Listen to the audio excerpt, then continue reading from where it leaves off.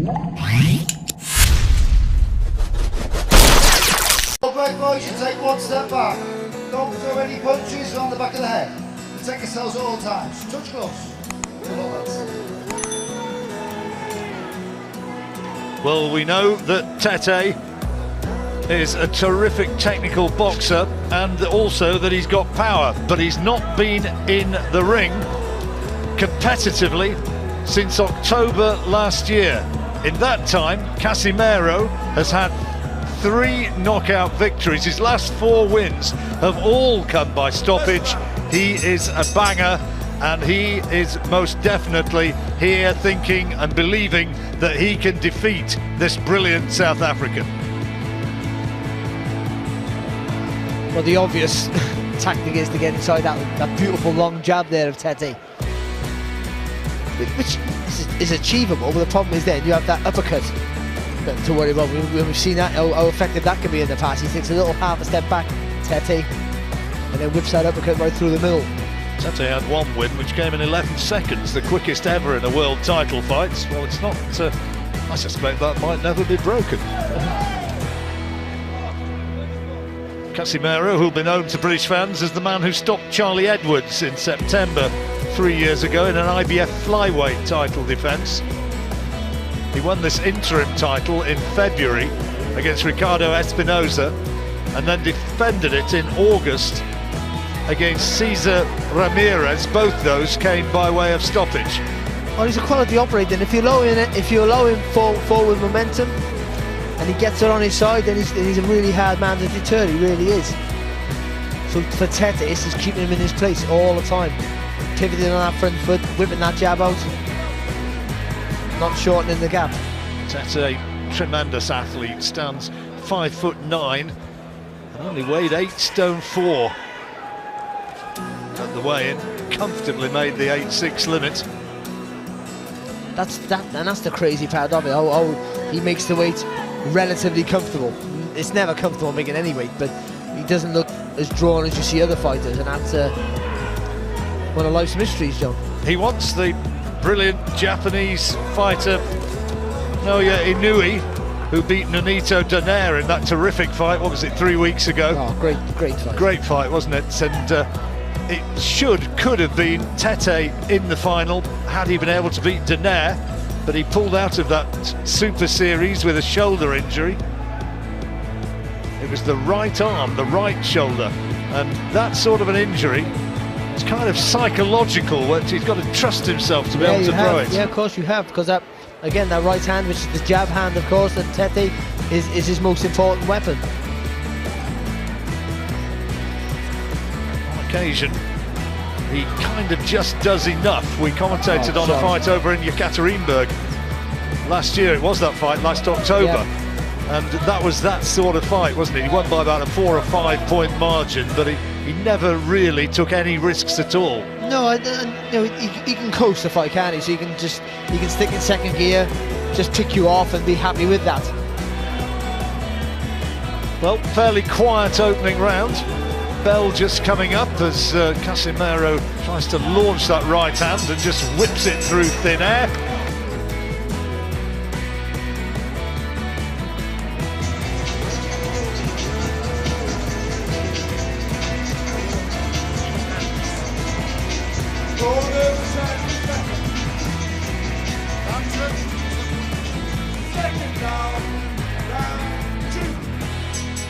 Well, as we go into the second round, how did you score that one, Barry? I give it to Tete. I think just some of those flicking jabs were enough to give him the edge for me. Casimero didn't really do enough, if anything, to be fair.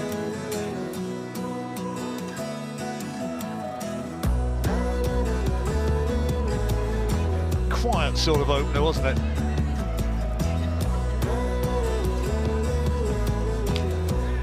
Test will come when Casimero lands one of those big punches, or when he fully commits to an attack. He's jumped into a few attacks, but I don't think he's been fully committed. When he does that, if he can be effective, or if Tete can read it, and as we said earlier, whip that uppercut on the target. Casimero promoted by legendary Manny Pacquiao.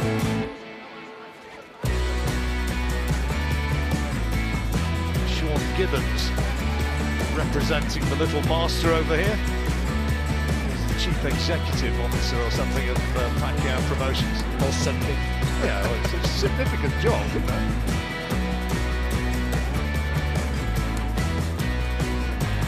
Introduced himself to me as that, and also as the president. So I'm not sure which it was.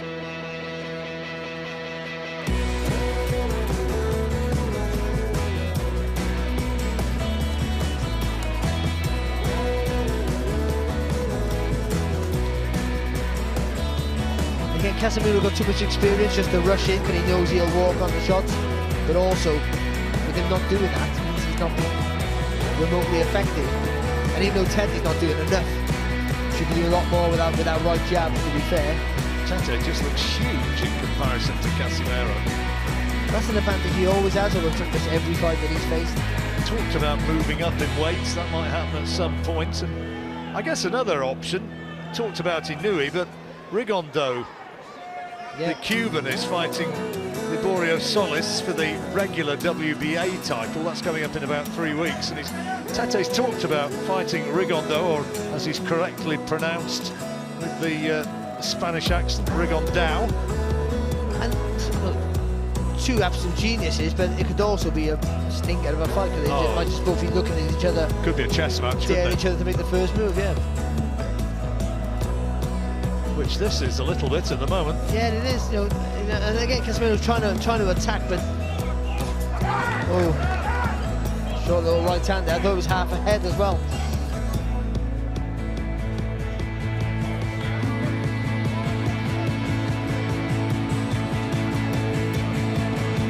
As ever, Tete's entourage came to the ring singing and dancing as the second round ends.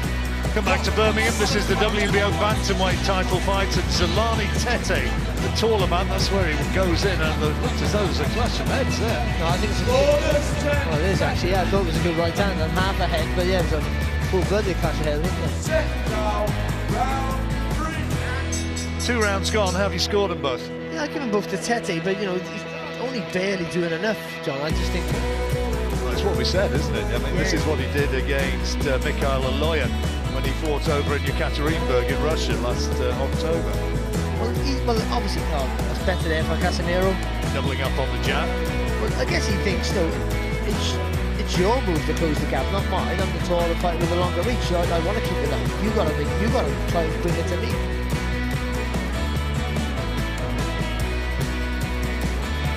Thanks of experience, though, Casimero.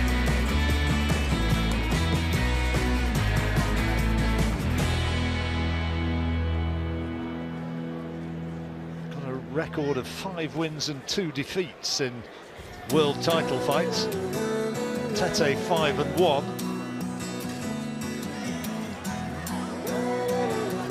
He's won his last 12 since September 2012.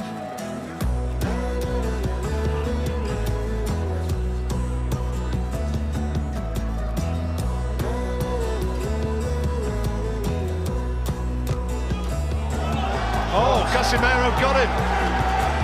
He's got him with a now. He's given it. He's got him with a body shot. Was it? No, it was on the chin. It was a short right hook to the chin. And he's in trouble. It's all over the place. He's in real trouble. Tete's in a lot of trouble, and the referee wants to look at him. He's allowing him to continue, but can Casimero take him out here? It happened so quickly, and he's still got a long way to go in this round. There's 1 minute 20 seconds, and Tete still looks unsteady. He's got to buy some time here and make Casimero miss. Casimero needs to pick his punches, and he can't find the clean shot, and he falls down. Tete, I don't think there was a punch which put him down. He just collapsed to the canvas. He's not recovered from the first time. shot. He's not recovered from the first knockdown, I'm sure of it. Referee asking, is he okay? Casimero wants to finish it right here, right now, and finish it he has. The title changes hands in sensational fashion. Zolani Tete stopped by Johnreil Casimero of the Philippines, and the big South African favourite suffers a defeat which was simply not expected, no way. Well, we're sat here just praising Tete up, and all of a sudden Casimero comes in with a short hook, sort of turns the body, hits Tete sort of flush on the chin, squared up, and that was it. He crumbled. It caught him on the blind side from where we're sitting. And I mean, you did well to pick that up because it was such a quick, short shot. It was. When he jumped into the attack there, and, you know, and we're saying how good Tete is, and he waits for you to make the mistake, waits for you to engage. But we didn't know. We weren't giving Casimero enough credit for all the experience he has and how quick he can close the gap. And it was a lovely, short, powerful hook. But I think it was a right hook. It's a minute or more, maybe 2 minutes now since that punch was landed. It's only just now that Tete's got back to his feet. He was really badly stunned by this. I'm going to see it now here. Nothing's happening. Then all of a sudden, look, he doubles up really quick, but the first one did all the damage and he was gone. So you see that? You can't see it there by the referee, but it was a great shot. He stepped around and the left foot's gone outside of the right foot of the southpaw. Right on the temple, right on the temple, short little right toe, right on the temple. He does it again, doubles it up again, but the first one did all the damage. He jumps in with a body shot, which initially I thought was what had done it, and then he lands with 2 right hands to the side of the head. And he's done. Look at this now. There's nothing really clean, conclusive. He got caught on the top of the head there, Tete, but he wasn't recovering from the first one. You know, the referee could have easily stepped in after the first knockdown. But the referee Steve Gray was right to step in there. Tete's not defending himself. His eyes were all over the place. And wow, what a win! Tete sitting down again on the stool in the ring, and he still looks very dazed by what's happened in there. Meanwhile, celebrations on the other side of the ring, hugs and kisses for a new champion. And Casimero, of course, now is a 3-weight world champion, having been a former light fly and flyweight world champion. And here he is, putting himself right into the mix. And they talked about Tete against Inoue. I wonder if it might be Casimero against Inoue now. And to be fair, I feel like we didn't give Casimero enough credit because he's a world-class fighter. But you just felt that he was too small, John, didn't you? Too small, coming up the weights, that he wouldn't be able to maybe cope with Tete's reach and physical size. But wow. And his speed as well, you know. Yeah, of course, yeah. But the fact that Tete hadn't fought for over a year, I wonder if that might be maybe not. But I don't think you can take anything away from Casimero.